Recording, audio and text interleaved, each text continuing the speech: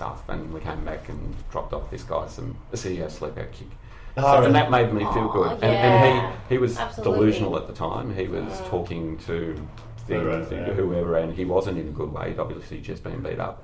And and the moral of the story is I saw him about 4 weeks later and he's still got the hat that we gave him. So I would say to your sister, it's just about as much as I feel good for doing that. So I got more out of it probably than he did. So there's a respect thing there. But if your sister wanted to do that, I think it's important to do that, but recognise that it's about you as much as them. Definitely. Yeah. Anyway. But it's not about just making yourself feel good, but it's about like feeling good and doing good things. You've got to promote that type of behaviour, and you can, by doing it, you can spread it to people around you. It's not just about I want to make myself feel good, but you would do it because the more good you do in the world, regardless of who benefits from it, the better, because it spreads that aura of love.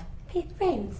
Sorry. It's still social engagement. Nobody really. Exactly. Nobody wants to be lonely. It's a dying art form, the social engagement thing. The people sitting on the train and then just like look staring at the back of each other. Social engagement, and you just want to admit those feelings whenever you can, because it helps everybody around you. If we can just talk a second about, let's say, I'm always interested in if you know anything about, there's, let's say you've got someone homeless in the street. What are their options to move on from that position? Okay. With Vinnie's, or it may be... No, there's a whole housing system, and I'm going to... And it's... Some people actually don't fit in systems, and some people drift around. So some people, I wouldn't say, nobody chooses homelessness. That's a good question I was going to ask you, is that a lot of people say that some people do choose to be homeless. You need to be respectful of their choice in life for being homeless. I mean, when you have this conversation, some people always go, they just want to be homeless. They just choose to be homeless. Have you ever found someone who wants to be homeless? Is that an overwhelming case? Or is it a cop-out? Some people... It's a cop-out. It is a cop-out because... And the reason why I say that is that nobody chooses to be homeless, but some people can't, for whatever challenges that they have, can't fit in our perception of what home and connection is. Because homelessness is more than a house. It's home. A house is a house. Everybody might want a house, but what we all want a home, and how people conceptualise a home, a place to be, a place you feel safe, is very differently. So if a home is about feeling safe, it's a place you can always come home to. It's those sorts of things. What makes a house a home, if you like. Well, some people feel more at home being on the move all the time. Yeah, exactly. You're right. It's a good point. But when they're on the move all the time, there'll be certain things that they want. They want to feel safe. They want to feel secure. They want to have the resources to have medical support when they need it and all that sort of stuff. So I would say from a homeless point of view, it's when people are denied those basic things, sort of not being able to afford their medication. And again, homelessness is a bit of a challenging question, because if there's a lot of homeless people together, violence can break out, abuse can start to happen. So you'll see a lot of homeless people, or some homeless people have dogs with them. So that's actually security. Oh, really? Because wow, I didn't think of it like that. It's sort of companionship mostly. Well, they're the most vulnerable, and if somebody wants to steal, rob, beat up, or just be nasty, you pick on the weakest. Without a dog, someone without a dog. Well, but the dog actually provides security. So sometimes I give cash, as we all do. I throw money into hats for homeless people in the street, and some will have a dog sitting next to it. And I've actually got down, rather than throw the money from high because it bounces, I like to place it in. And I've got down there and the dog's gone really close. And the guy said, "I'm really sorry." I said, "Look, I totally understand. That's your security. I've got too close." And I get it, because he was really sort of sorry. But so it's really... When you look at homeless people and you just watch them and you walk past them, just use your eyes and see what they're doing and how they're doing it actually tells their story. If you, I'm a researcher, so that's what you sort of do. But so you can see, well, obviously you've got a mental health issue, or if there's a couple together, they may be together because he's providing security for her because she may have been abused, and so it's quite complex and challenging. Oh, that's interesting. So, but you'll see it when you'll be able to see it, and you'll see everybody's, and you start to see all these people as very different. So they all look the same from the front because they're all dirty and they're all got their little cardboard signs or whatever they got. So those visuals, but when you sort of look more detail at those visuals, you start to see, oh, that's different. You've got you may have these issues and that's different than this issue and you're different age and all that sort of stuff. Anyway, blah, blah, blah. It seems like homelessness, let's use about before, but people might want to be moving around because they feel more comfortable with that type of lifestyle. It seems though that our system is just so not compatible with that in terms of being able to have a job. If you don't have a home, like a house home like this where you can come home and get clean, or you can come home and use a computer, or have a telephone where you're contactable, have an address where you're contactable, all those sort of things seem to be like prerequisites for even going out there and venturing into the world of trying to find a job. And you know, it's like you, as soon as you don't have a home, you cannot participate in the usual way. Is that the thing? Again, it comes down to security and about participation. So if we say a success is you got a house, a home, a job, a wife, a Commodore car, or whatever it is, a husband, you know, whatever. But some people aren't like that. It doesn't work that. So some people might have episodic mental illness, so they can hold down a job and be incredibly good at it, and all of a sudden the wheels fall off and they disappear out of the workforce for 2 or 3 months. Not many jobs are going to hold that position open for them. Yeah. So it shuts down. So they get on the way and then bang, and you start again. So you can never have that time out and come back in. So it's a structural issue. Yeah. And what happens to all those bills when you've fallen out? Yeah, you can't function because you've had a meltdown or whatever it is. So, in particular, what I was getting at was like, if you were homeless and you just wanted to get a job and get back on your feet, and like you asked in the question, what are your ways out of this cycle? If you make that choice, I really want to get a job, but you have to go and buy something to wear. How do you do that? So, you have to go and get clean. How do you do that? You have to go and write a resume. How do you do that? You have to like when you're writing the job application, you might have to put down a phone number they can contact, but you don't have a mobile phone. So it seems like everything is just so hard at that level. If we're talking about going through the system, trying to get a base at such a low level, then it would have to all be through the government. Wouldn't it? Is that why government? You couldn't go private if you were actually on the street and then you wanted to find a job. Really, you were determined to assimilate into a society. It would have to be through the government, or an organisation such as yours. You guys would provide them with a suit and a. I've heard stories of amazing people. I know of amazing Tell stories. us some stories.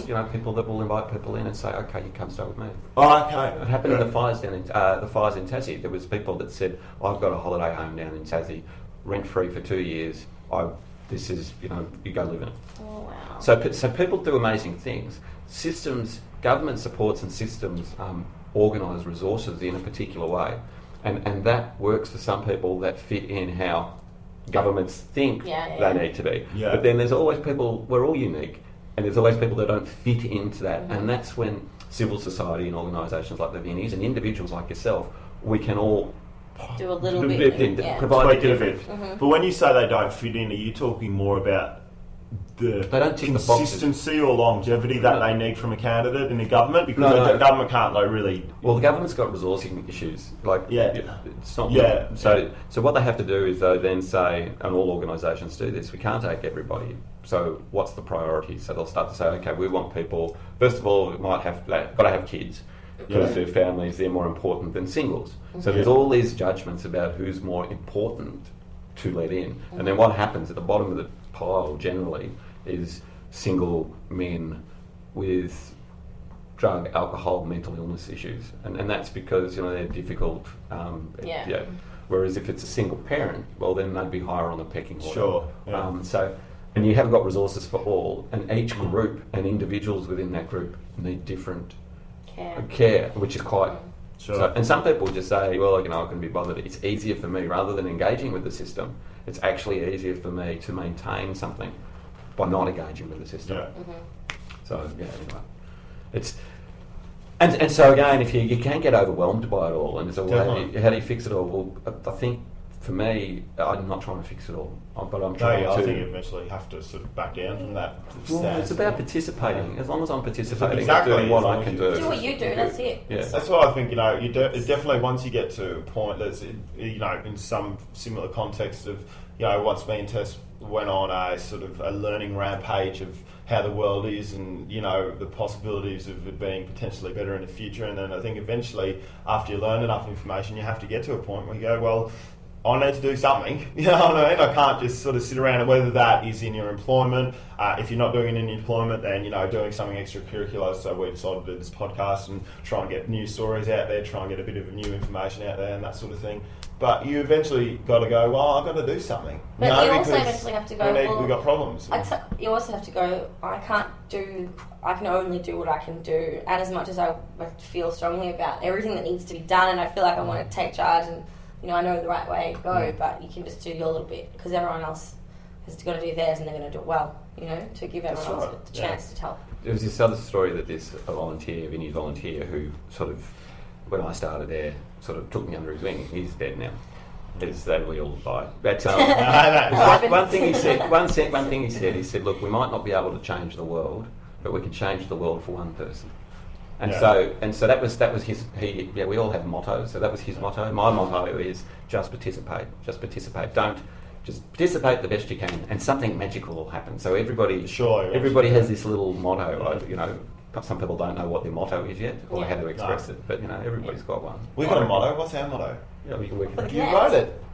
To empower the individual and uncover the beauty in the world. There you go. See, I told you, everybody's got one. That's the Connect. That's not my personal one.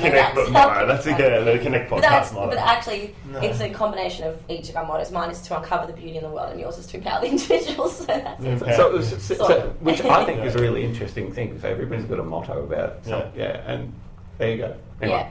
That's good. That's important. So could you tell us some experiences you've had with certain people, or like some interesting stories or something like that? Oh, there's so many standouts. First time out volunteering was a standout. Yeah. Scared, terrified, absolutely terrified. Yeah, really? Oh yeah.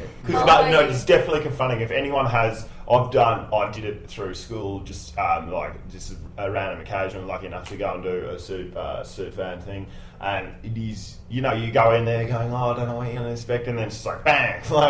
It is very confronting to start with, even for the most social of beings. But really? So how old were you when you had your first experience? I was quite young, so I've sort of my family were sort of into this stuff. So, but my first suit vans can be confronting. Suit vans, I'll tell you, it's middle of winter, going out there, first time, it's dark, you've got a suit van. And you're in, say, Footscray. And all of a sudden, out of the gloom come all these... neither the living dead. Like a Walking Dead thing, like all these zombies. Long capes and their beanies. And grungy looking and all that. And you think, oh, hello, what have we got going on here? Well, we've got all the shiny food and we've got all this stuff. And there's these people that are quite different looking and unkempt and that.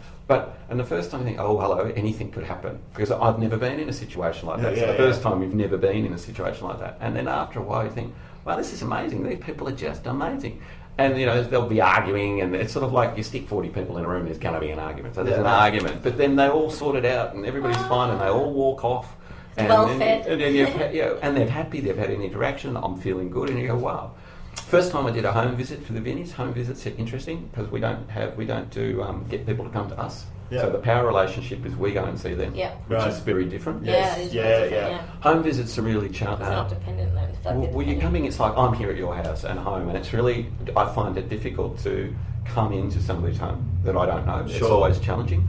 But when you're coming into somebody's home who's asking for help, you've got to then there's a total different theme that comes to it. It's sort of like, wow, you've asked me for help and I'm over at your place.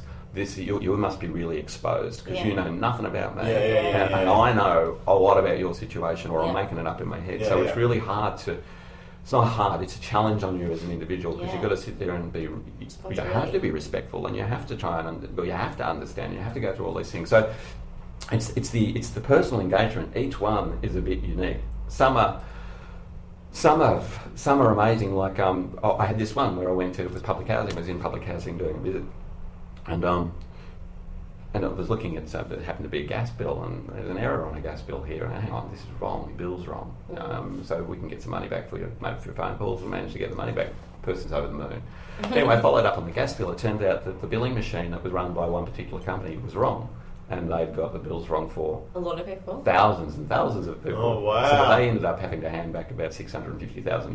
What? So from a small connection, Yeah. you can Righted find a few out. wrongs there. Well, you can see other problems, and the utility wasn't doing it on purpose. It Yeah, was just yeah. it was an error. It was a was an mistake. entry error.